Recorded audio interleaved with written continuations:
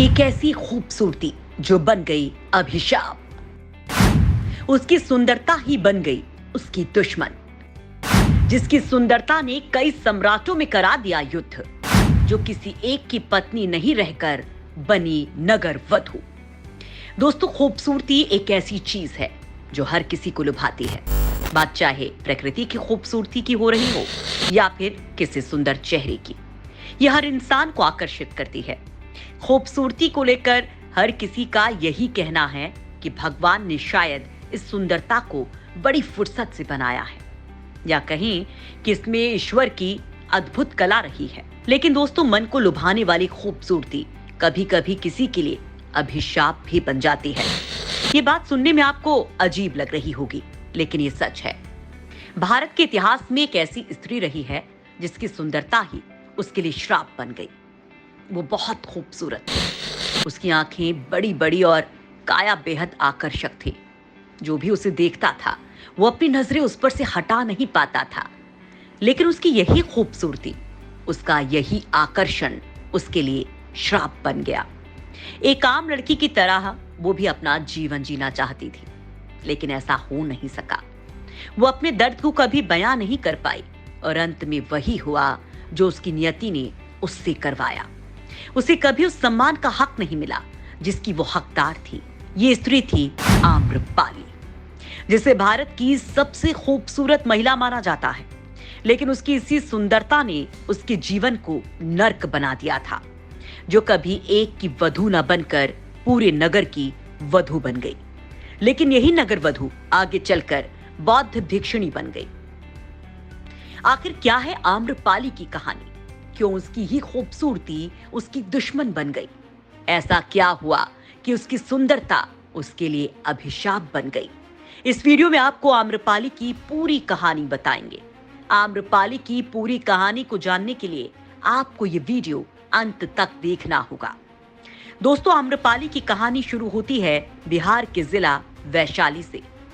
कहते हैं कि विश्व को सर्वप्रथम गणतंत्र का पाठ पढ़ाने वाला स्थान वैशाली ही है। यहाँ की नगर वधू आम्रपाली और यहाँ के राजाओं के किस्से इतिहास में भरे पड़े हैं। एक खूबसूरत लड़की से नगर वधू बनने और उसके बाद भिक्षुणी बन जाने की यात्रा ने इतिहास को पलट कर रख दिया। इतिहासकारों के अनुसार अपने सौंदर्य की ताकत से कई साम्राज्य को मिटा देने वाली आम्रपाली का जन्म आज से करीब 2500 साल पहले वैशाली के आम्रकुंज में हुआ था। कहते हैं कि वैशाली गणतंत्र के मेहनामन नाम के एक सामंत को आम्रपाली आम के पेड़ के नीचे मिली थी। ये कोई नहीं जानता था कि उसके माता पिता कौन हैं और क्यों वो उसे आम के पेड़ के नीचे छोड़कर चले गए। आम के नीचे मिलने के कारण उसका नाम आम्रपाली रखा गया। इस सामंत ने राज्य सेवा से त्याग पत्र देकर आम्रपाली को लेकर पुरातात्विक वैशाली के निकट अंबारा गांव चला गया। जब आम्रपाली की उम्र करीब 11 वर्ष हुई तो सामंत उसे लेकर फिर वैशाली लौट आया। आम्रपाली जैसे जैसे बड़ी हुई उसका सौंदर्य चरम पर पहुंचता गया। इतिहासकारों का मानना है कि 11 साल की छोटी सी उम्र में ही आम्रपाली को सर्वश्रेष्ठ सुंदरी घोषित कर दिया गया था। कहते हैं कि आम्रपाली बेहद खूबसूरत थी। जो उसे एक बार देख ले वो कभी किसी दूसरी औरत में दिलचस्पी नहीं ले पाता था। वैशाली का हर पुरुष उसे अपनी दुल्हन बनाना चाहता था।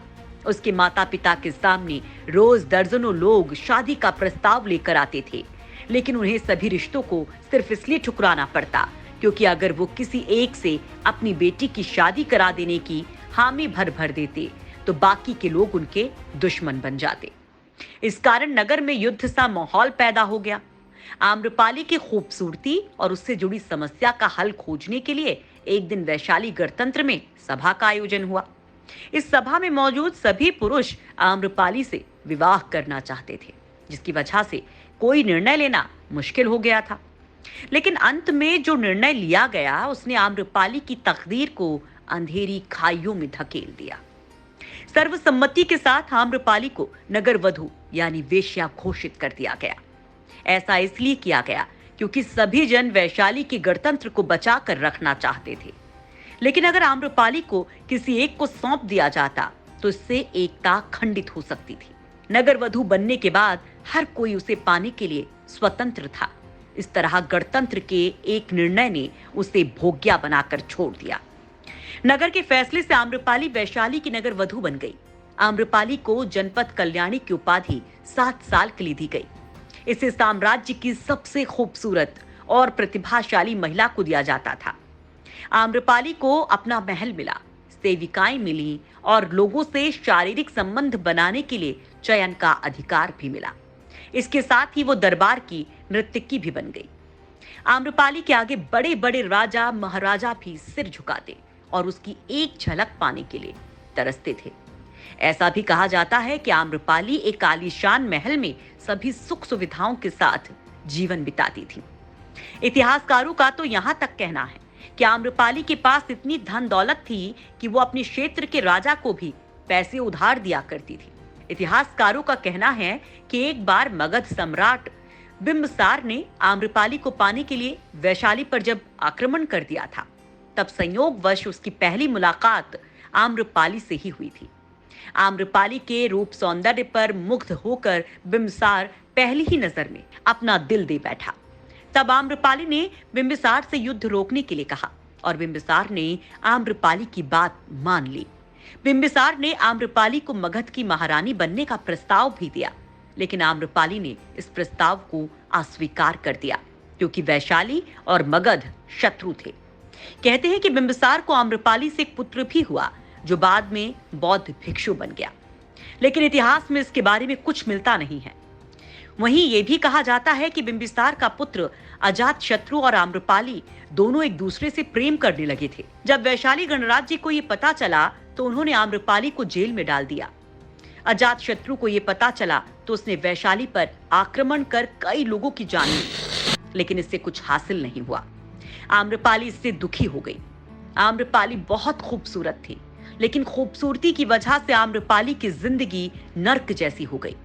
लेकिन कुछ साल बाद एक बौद्ध भिक्षु ने आम्रपाली की जिंदगी बदल दी और आम्रपाली बौद्ध भिक्षु बन गई और एक साधु का जीवन जीने लगी। उसने अपना महल छोड़ दिया। इसके पीछे भी काफी दिलचस्प कहानी रही है। बताया जाता है कि एक बार भगवान बुद्ध वैशाली के वन विहार में आए थे।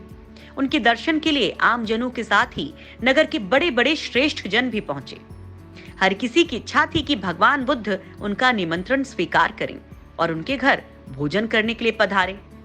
वैशाली की सबसे सुंदर और प्रतिष्ठित गणिका आम्रपाली भी बुद्ध के तपस्वी जीवन को देखकर प्रभावित हो चुकी थी और वो अपना ये घृणित जीवन छोड़कर भिक्षुणी बनना चाहती थी। यही सोचकर वो भी गौतम बुद्ध को निमंत्रण देने पहुंच गई। बुद्ध ने उनका निमंत्रण स्वीकार कर लिया और वे उसके घर पधारे। जब उनके शिष्यों को इस बात का पता चला तो उन्होंने बुरा मानकर उनसे स्पष्ट रूप से कहा कि उन्होंने गणिका के घर जाकर बड़ा ही अनुचित काम किया है। अपने शिष्यों की बात सुनकर तथागत उन सब से बोले, आप लोगों को आश्चर्य है कि मैंने गणिका के घर कैसे भोजन किया। उसका कारण यह है कि वो गणिका है, लेकिन उसने अपने को पश्चाताप की अग्नि में जलाकर निर्मल कर लिया है। जिस धन को पाने के लिए मनुष्य मनौतियां करता है और ना जाने क्या क्या तरीके इस्तेमाल करता है, उसी को आम्रपाली ने तुच्छ मानकर ठुकरा दिया है और अपना घृणित जीवन त्याग दिया है। ऐसे में मैं उसका निमंत्रण कैसे अस्वीकार कर देता। गौतम बुद्ध की बात सुनकर सभी शिष्यों को महसूस हुआ कि बुद्ध तो सही बात कह रहे हैं, इसलिए उन्हें बहुत पश्चाताप हुआ और उन्होंने तथागत से क्षमा मांगी। बुद्ध ने भी अपने शिष्यों को माफ कर दिया। बौद्ध धर्म के इतिहास में आम्रपाली द्वारा अपने आम्रकानन में भगवान गौतम बुद्ध और उनके शिष्यों को निमंत्रित कर भोजन कराने के बाद दक्षिणा के रूप में वो आम्रकानन भेंट देने की बड़ी विख्यात कहानी है।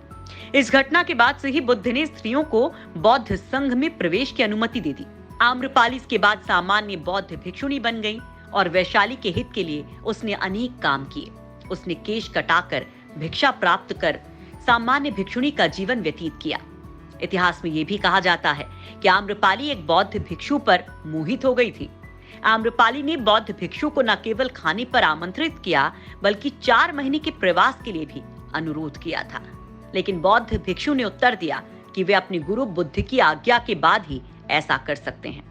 अंत में आम्रपाली ने गौतम बुद्ध से कहा कि मैं आपके भिक्षु को मोहित नहीं कर पाई, और उनकी आध्यात्मिकता ने मुझे ही मोहित कर धर्म की राह पर चलने को विवश कर दिया।